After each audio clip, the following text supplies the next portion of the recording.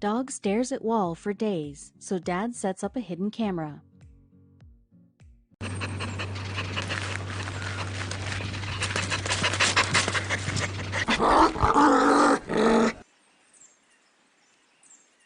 Crosby was trying his best to tell him something. The problem is that he couldn't understand him. He looked back at the wall that his dog was so interested in, then over at the monitor with the footage on it.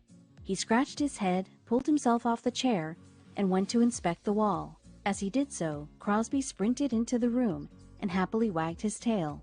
Crosby hadn't been this animated in days. He decided to listen to his dog and look at the wall intently.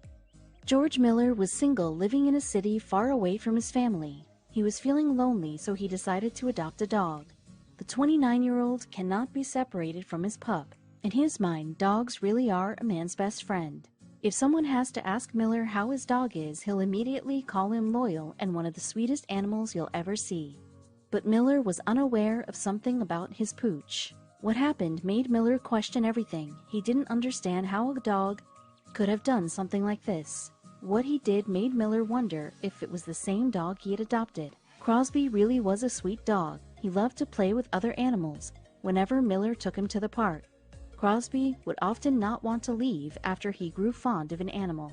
Crosby trusted everyone he came across. He could bond with anything. This meant he grew fond of the animals next door, a cat and a dog. They had been getting up to mischief for nearly 8 years, but then the unthinkable happened.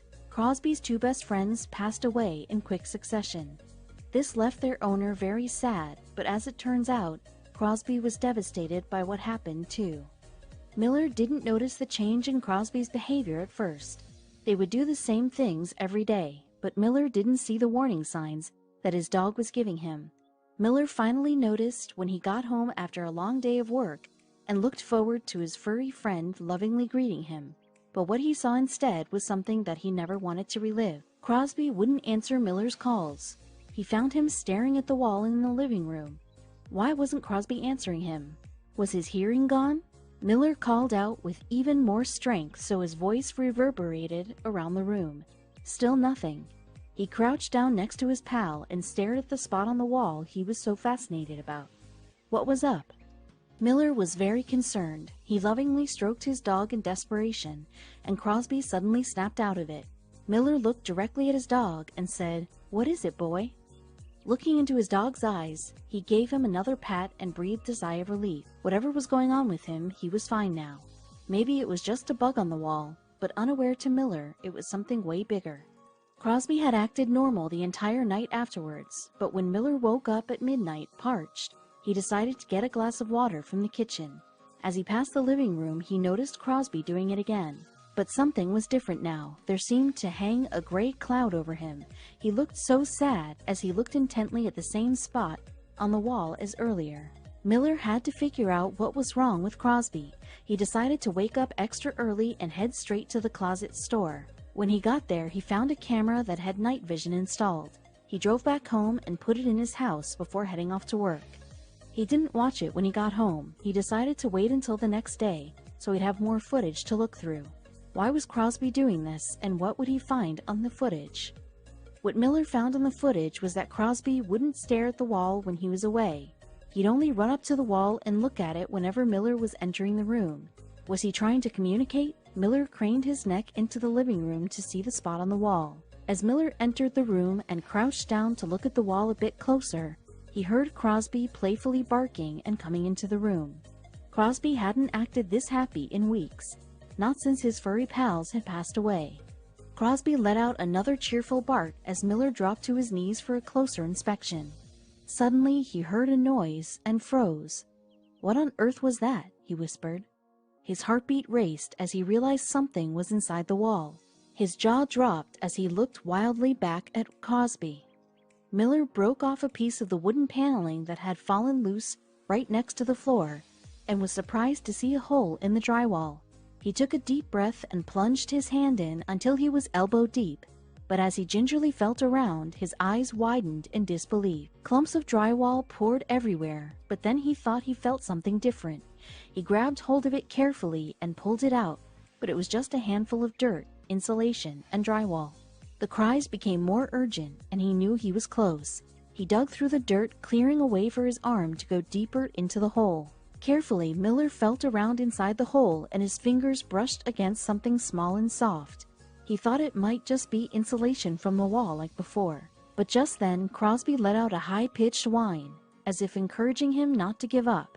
His hand closed around the tiny creature, and when he pulled it up, again, his heart dropped. A little kitten had hidden itself within the loose wall paneling of the wall between his living room and washroom. However, what was bizarre about this was that the kitten closely resembled Crosby's best friend Cat. Stranger still, Miller had no idea how the tiny kitten had ended up in this situation, but he suspected it had something to do with Crosby. The tiny kitten was covered in dust, but how had she gotten inside the wall in the first place? And was her mother nearby?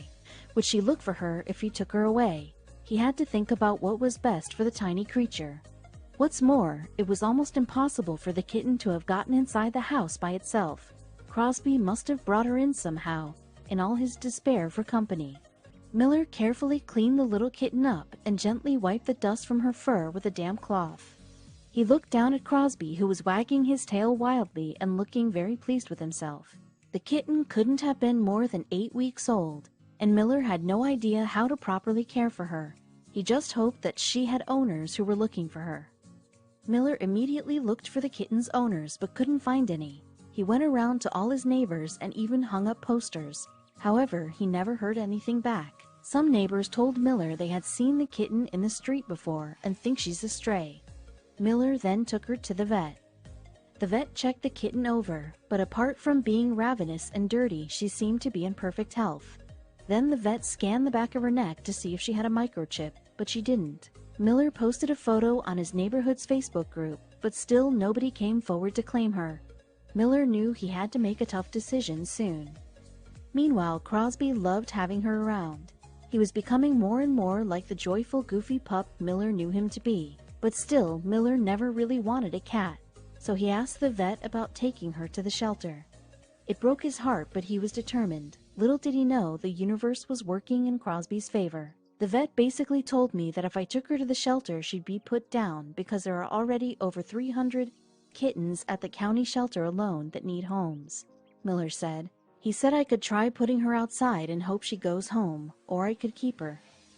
With no choice but to keep her, Miller arrived home with a new member of their family and a very excited Crosby.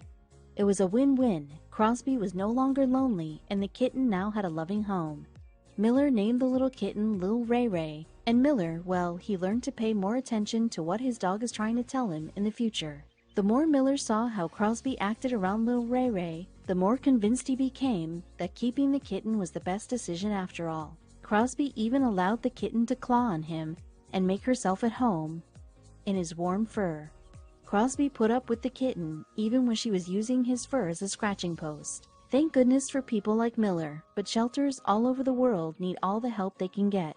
So always remember, if you are unable to adopt, you may be able to foster.